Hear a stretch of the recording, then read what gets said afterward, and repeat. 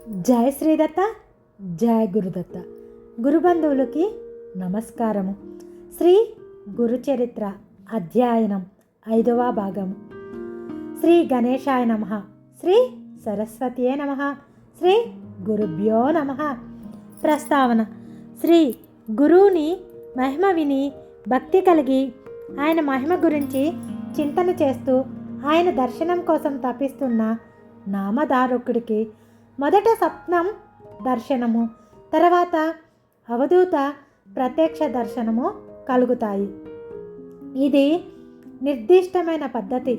రాజు సుమతి కూడా దత్త మహిమ తెలిసి ఆయన భక్తులై అతిథులను ఆయన రూపంగా భావించి సేవిస్తుండగా స్వామి భిక్ష రూపంలో మొదట దర్శనమిచ్చి అనుగ్రహిస్తారు. తపస్వి అయిన అతి మహర్షికి కూడా దత్తస్వామి మొదట ధ్యానంలో దర్శనమిచ్చి అటు తర్వాతనే మానవ ఆకృతిలో అతిథులుగా ఆశ్రమానికి వచ్చినట్లు 16 దత్తావతారాల వృత్తాంతంలో దత్త భాగవతంలో ఉన్నది. ఆధునిక యుగంలో కూడా శ్రీ వాసుదేవానంద సరస్వతి స్వామి అనుభవము అలానే ఉన్నది.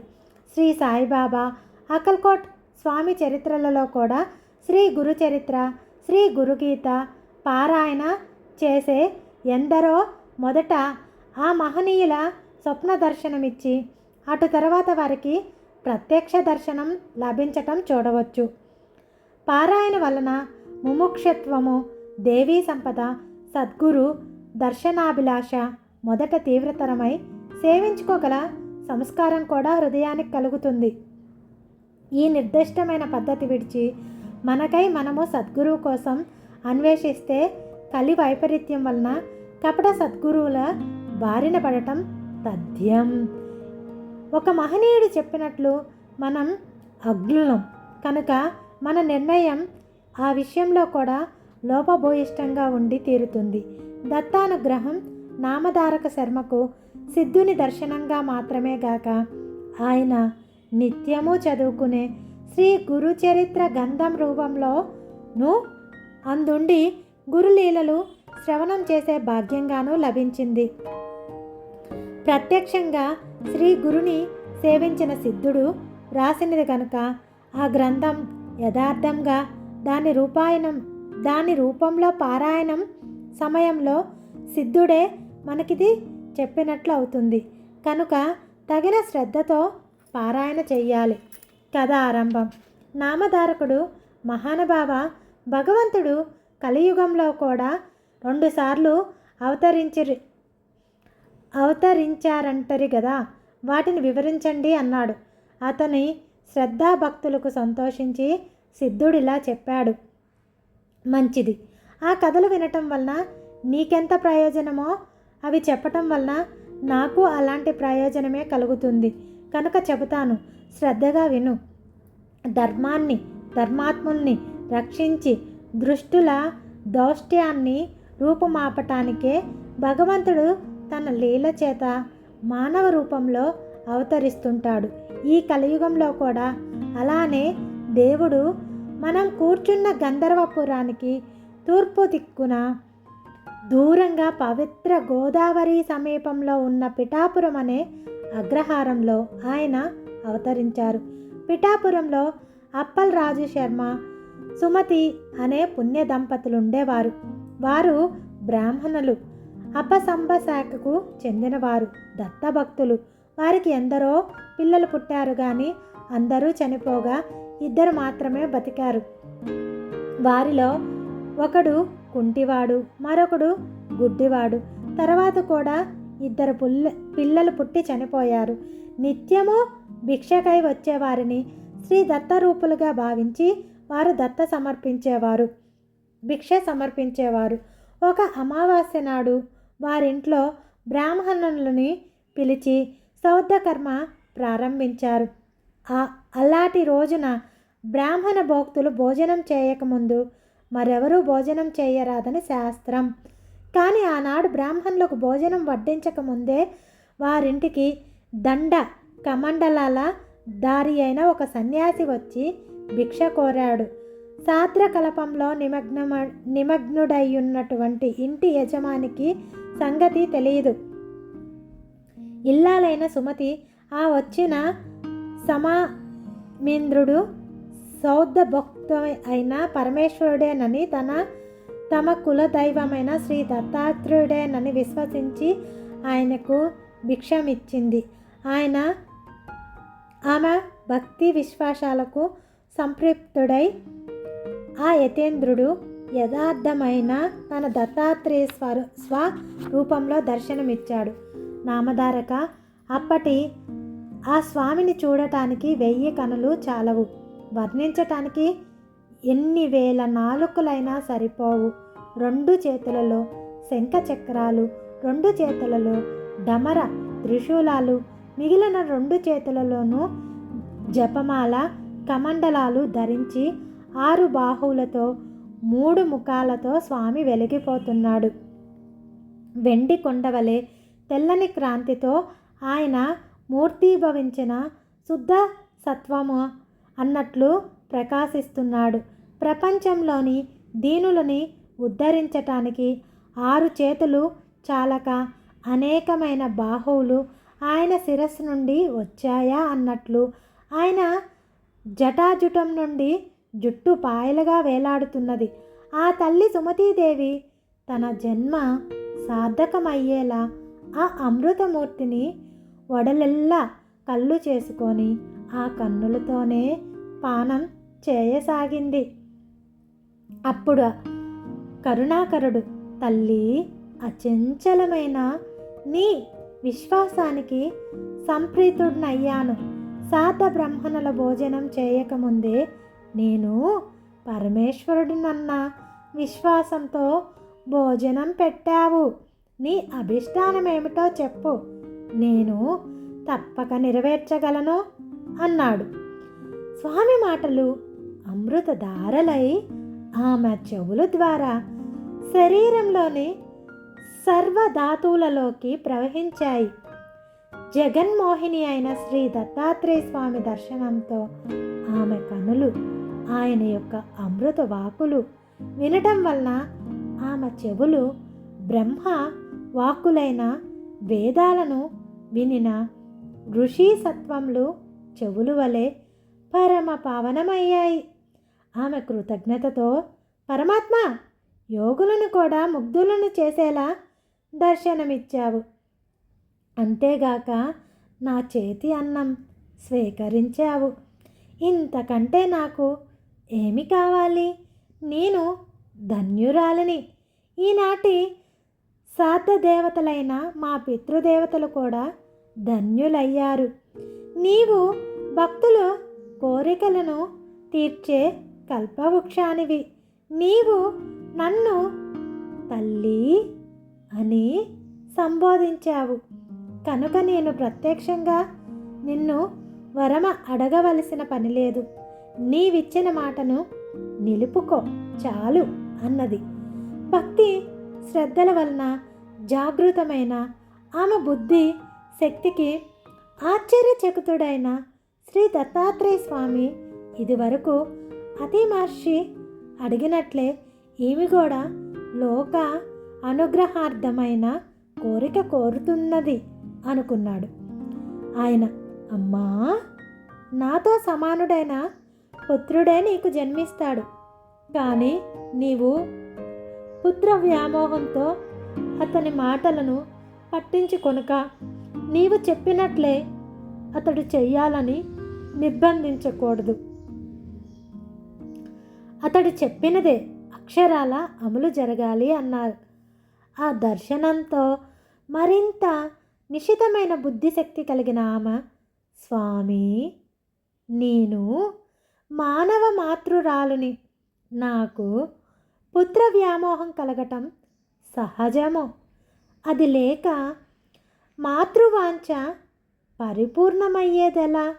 కనుక పుత్రుడు జన్మించాక సమయానుకూలంగా అట్టి వివేకాన్ని నీవే అనుగ్రహించాలి అని ప్రార్థించింది. ఆమె సమయస్ఫూర్తికి మెచ్చి దత్తస్వామి నవ్వి ఆశీర్వదించి అంతర్హితురాలునయ్యారు. సుమతీదేవి ఆనంద పరవశ్యంతో ఇంటిలోనికి వెళ్ళి పితృసౌద్రాది కార్యకలాపాలన్నీ కొనసాగిస్తున్న భర్తకు పక్కకు పిలిచి, స్వామి, నీ నాడు ఒక అపరాధం చేశాను. చేసిన అపరాధం చెబితే దోషం పోతుంది. సౌద బ్రాహ్మణులు ఇంతవరకు భోజనం చేయలేదు కదా, కానీ ఇప్పుడే ఓ సన్యాసి వచ్చి భిక్షం అడిగాడు. ఆయన యజ్ఞపత్ని, సౌద ఫలభోక్త అయిన శ్రీ దత్తాత్రేయ స్వామి అని భావించి భిక్ష ఇచ్చాను. ఆయన సంతోషించి తన నిజ రూపమైన దత్తాత్రేయ స్వామిగా దర్శనమిచ్చారు అని చెబుతుంటే ఆమె శరీరం రోమాంచితమై, కంఠం గద్గమై, కన్నులు ఆనంద బాష్పాలతో నిండాయి. ఆ మాటలు విన్న రాజు శర్మ ఆమె ముఖంలో తాండవిస్తున్న ఆనంద పరవశానికి ఆశ్చర్యచకితుడై సంతోషంతో, సాధ్వి, మనము బ్రాహ్మణులకు భోజనం పెట్టి ఆ సౌద కర్మను యజ్ఞభోక్తమైన విష్ణువుకే కదా అర్పిస్తాము. అప్పుడు నీవు పెట్టిన భిక్ష భగవంతుడే స్వయంగా గ్రహించాడంటే అది మనకు మహద్భాగ్యము. అది కేవలం నీ విశ్వాస ఫలమే. నీవు చేసిన ఈ మంచి కార్యం వలనే నీవేగాక అందరం కృతరార్థులమయ్యాము. శ్రీ దత్తాత్రేయ స్వామి మధ్యాహ్న సమయంలో అనేక రూపాలలో భక్తులను ఉద్ధరించటానికై అతిథి వలె సంచరిస్తుంటాడని విన్నాము. ఆచరణలో జరిగిన లోపం వలన అతిథి ఆకలితో తిరిగిపోతే సాక్షాత్ ఆ శ్రీహరియే తిరిగిపోయినట్లు. నువ్వు చేసిన పని ఎంతో లోక కళ్యాణకరమైనదని ప్రశంసించాడు.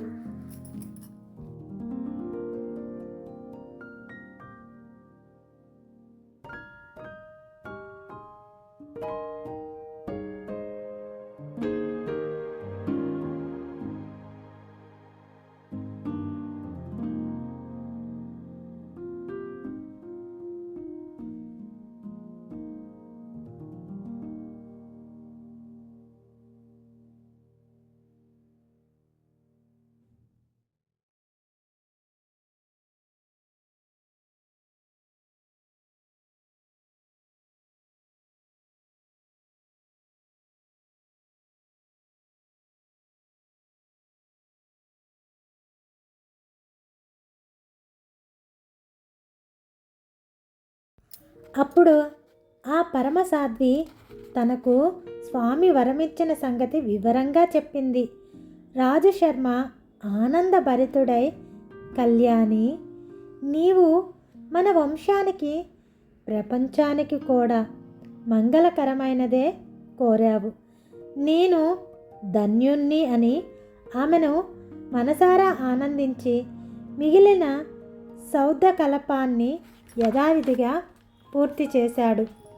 త్వరలో ఆ సతీ మా తల్లి సుమతీదేవి గర్భం ధరించి ఓ భాద్రపద్ర శుక్ల చతుర్థి నాడు ఉదయం శుభముహూర్తంలో కాలాతీతుడు, పుట్టుక లేనివాడు అయిన భగవంతునికి పుట్టుకనిచ్చింది. దేవాజ్ఞలు ఆ శిశువు యొక్క జన్మలగ్నము గ్రహస్థితి గణించి సాక్షాత్తు కల్పవృక్షమే వారింట వెలిసినదని, సాక్షాత్తు దత్తాత్రేయుడే అవతరించాడని అన్నారు. రాజశర్మ కలిగిన అదృష్టాన్ని పూర్వం అతి మహర్షికి ప్రాప్తించిన మహోద్భాగ్యంతో పోల్చారు. ఆ శిశువు పాదాలలో దివ్య చిహ్నాలు మొదలైన శుభలక్షణాలతోనూ అపతిమాన తేజస్సుతోనూ ప్రకాశిస్తూ ఉండటం వలన అతనిని శ్రీపాదుడు అని నామకరణం చేశారు. నామధారక, అది కలియుగంలో శ్రీ దత్తాత్రేయ స్వామి యొక్క మొదటి అవతారం. పుట్టినది మొదలు శ్రీపాదస్వామి శుక్ల పక్ష చంద్రునిలాగా అందరికీ ఆహ్లాదాన్ని అందిస్తూ, ఆనందం చిందిస్తూ, ముద్దులు మూటగడుతూ పెరిగి 8 ఏండ్ల వాడయ్యాడు. అతని ముద్దు ముచ్చట్లు తల్లిదండ్రులేగాక ఆ ఊరి వారందరూ తనివి తీరా అనుభవించారు. అతని పాదస్పర్శతో ఆ ఊరు, అతని జననము, బాల్య జీవితాల వలన ఆ పవిత్ర గోదావరి ప్రాంతము ఎంతో ధన్యత పొందాయో చెప్పతరమా? 8వ ఏట అతని తల్లిదండ్రులు ఒక శుభముహూర్తంలో అతనికి ఉపనయనం చేశారు. సామాన్యంగా అటు తర్వాత వటువును తగిన గురువు వద్ద అధ్యయనం చేయిస్తే గాని వేదం రాదు. కానీ ఈ శ్రీపాదస్వామి తనకు ఉపనయనమైన మరుక్షణమే శిష్యులకు వేద పాఠాలు చెప్పి వెనక శ్రీ దత్తాత్రేయ స్వామి సుమతీదేవికి ఇచ్చిన మాట యథార్థమని నిరూపించుకున్నాడు. ఇది ఆ భగవంతుడికి తప్ప వేరొకరికి సాధ్యమా? ఇలా శ్రీపాదుడు 16 ఏండ్ల పాయం కలవాడయ్యాడు. ఇంతలో రాజు శర్మ తన కుమారునికి వివాహం చెయ్యాలని కన్య అన్వేషణ చేయసాగాడు. అది తెలిసి ఒకనాడు శ్రీ పాదస్వామి తండ్రితో, నాయనా, నీవు నాకు వివాహం చెయ్యటానికే తగిన కన్య కోసం అన్వేషించిన అవసరం లేదు. సర్వ శుభ లక్షణాలు కలిగి నాకు తగిన కన్య సిద్ధంగా ఉన్నది. ఆమె పేరు యోగశ్రీ. నేను ఆమెను చేపట్టి సన్యాసినవుతాను. నేను శ్రీ వల్లభుడిని కనుక నాకు సంతానం లేకపోయినా నిత్యముక్తుడనే అని నిశ్చయంగా చెప్పాడు. ఆ తండ్రికి ఆ మాటలు మనస్తాపాన్ని కలిగించాయి. కన్నులు నీరు కారుతుంటే రాజు శర్మ గద్గద స్వరంతో, పెళ్ళుబెక్కుతున్న పుత్ర వ్యామోహంతో స్వామితో ఇలా వ్యాపోయాడు. అబ్బాయి, నీవు గనక సన్యసించి మా దగ్గర లేకుండా పోతే మేము నీటి నుండి బయటపడిన చేప పిల్లల వలె శోకంతో విలవిల్లాడి మరణిస్తాము. నీవు సాక్షాత్ పరమేశ్వరుడే అయినా మా పుణ్యం వలన మాకు బిడ్డవై జన్మించావు. అట్టి నీవే తల్లిదండ్రులమైన మమ్మల్ని శోకసాగరంలో ముంచి వెడలిపోవటం ఉచితమేనా? భగవంతుడివి, ధర్మగోప్తవు, ధర్మరక్షకుడువు అయినా నీవే పుత్రధర్మాన్ని నిర్వహించుకుంటే ఎలా? నామధారక, ఈ దంపతులకు శ్రీపాదస్వామియే కనుక గాక కుంటివాడు, గుడ్డివాడు అయిన మరో 2 కొడుకులున్నారు కదా. రాజుశర్మ ఆ 2ని శ్రీపాదస్వామి వద్దకు తెచ్చి, నాయన, నిన్ను స్మరించటం చేతనే సంసార బంధం తొలగిపోతుంది. కానీ అవిటివారులైన నీ సోదరులను 2ని చూచినప్పుడు మాత్రం మాకు మరలా ఈ సంసార బంధాలు పెనవేసుకుంటున్నాయి. వీరితో మా గతి ఏమి అని దుఃఖించాడు. సుమతీదేవి కూడా పొరలకొస్తున్న దుఃఖం అంచుకుంటూ శ్రీపాదుని సమాధానం కోసం ఎంతో ఆర్తితో ఎదురు చూసింది. వారి బాధను శ్రీపాదుని గుర్తించాడు. శ్రీపాదస్వామి అన్నలిద్దరినీ తన అమృత హస్తంతో స్పృశించాడు. సంజీవని స్పర్శ చేత చనిపోయిన వారికి ప్రాణం వచ్చినట్లు స్వామివారి స్పర్శ చేత తక్షణమే వారిద్దరూ పాద నేత్రవంతులై సుందర సుకుమారమైన రూపాలలో ప్రకాశింపసాగారు. సర్వతంత్ర స్వతంత్రుడు, సకల జగన్ నియామకుడు అయిన భగవంతుని మహిమకు సాధ్యాలు లేవు. ఈ అద్భుత సన్నివేశం కన్నులారా చూచిన ఆ తల్లిదండ్రులకు శ్రీపాదుడు కేవలం తమ పుత్రుడన్న భ్రాంతి పటాపంచలయ్యింది. అతడు లేని చోటే లేదు కనుక అతడు తమ దగ్గర లేకుండా పోతున్నాడన్న వ్యామోహం అంతరించింది. ఈ ప్రపంచమంతా తన సంతానమే అయిన ఆ ప్రభువుని తమ పుత్రుడని భ్రమించి ఇంట కట్టి పెట్టుకొనటం అపరాధమని తోచి సుమతీదేవి స్వామినిలా ప్రార్థించింది. ప్రభూ, నీ మాయ చేత నీవు నా పుత్రుడువని భ్రమించాను. నీకు పాలిచ్చి పెంచటం వలన నీవు సర్వలోకాలను పాలించే జగన్మాతకు ప్రభువన్న సంగతి మరిచాను. అనంత కోటి బ్రహ్మాండాలు నీయందే ఇమిడి ఉన్నాయి. నా భ్రాంతి తొలగించు. అప్పుడు ఆయన తన యథార్థ రూపాన్ని తల్లికి మరొకసారి దర్శింపచేశాడు.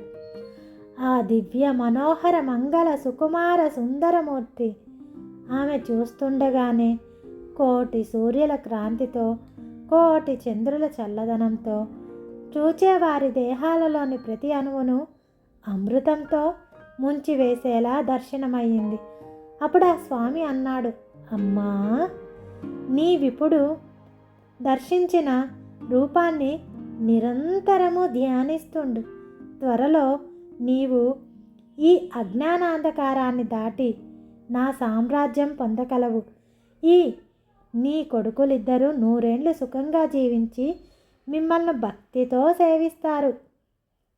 వీరికి విద్య, సంపద, కొడుకులు, మనవలు అన్నీ పుష్కలంగా సమకూరుతాయి.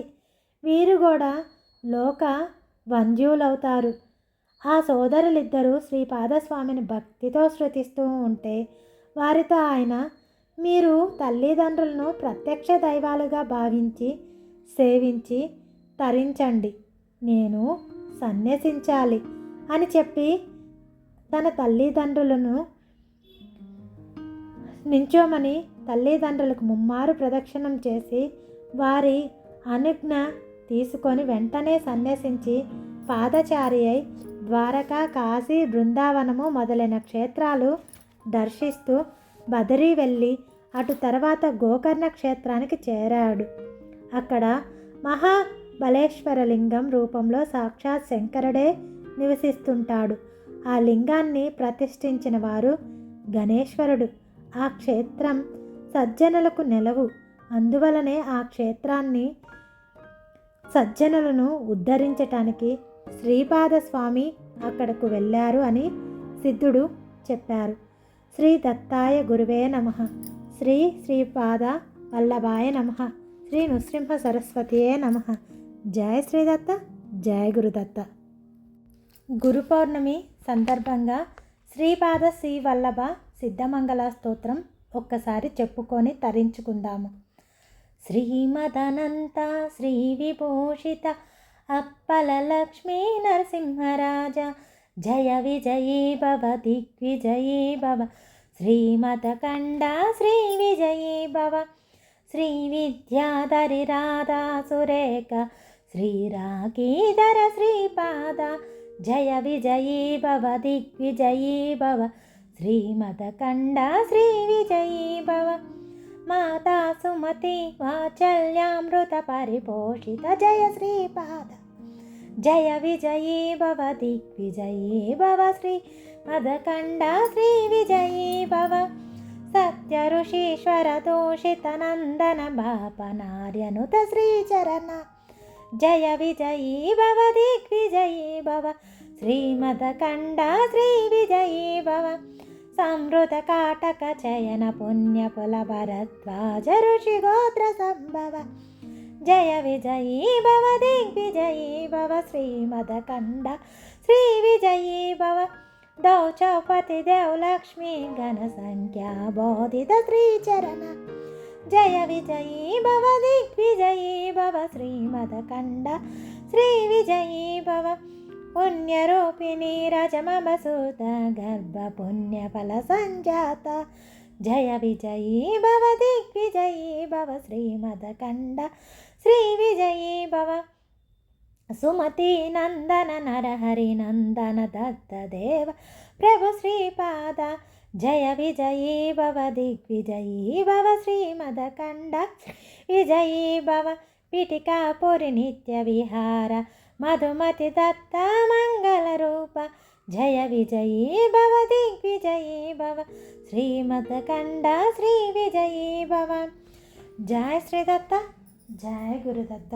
దిగంబర దిగంబర శ్రీపాద వల్లభ దిగంబర, దిగంబర దిగంబర శ్రీ దత్తాత్రేయ స్వామి దిగంబర. జయ శ్రీదత్త, జయ గురుదత్త. దత్తుని అనుగ్రహం మన అందరికీ ఉంది. దత్త కుటుంబీకులందరికీ సంతోషంతో గురు పౌర్ణమి శుభాకాంక్షలు. ప్రతి ఒక్కరి ఇళ్లల్లో దత్తాత్రేయ స్వామి అనుగ్రహంగా అన్నీ ఈ సంవత్సరం సుఖ సంతోషాలతో అన్నీ మీకు అనుగ్రహంగా కలగాలని, అంతా అవధూత చింతన అనుగ్రహంగా ప్రాప్తించినందుకు దత్తస్వామికి నమస్కరిస్తూ ముగిస్తున్నాను. జయ శ్రీదత్త, జయ గురుదత్త.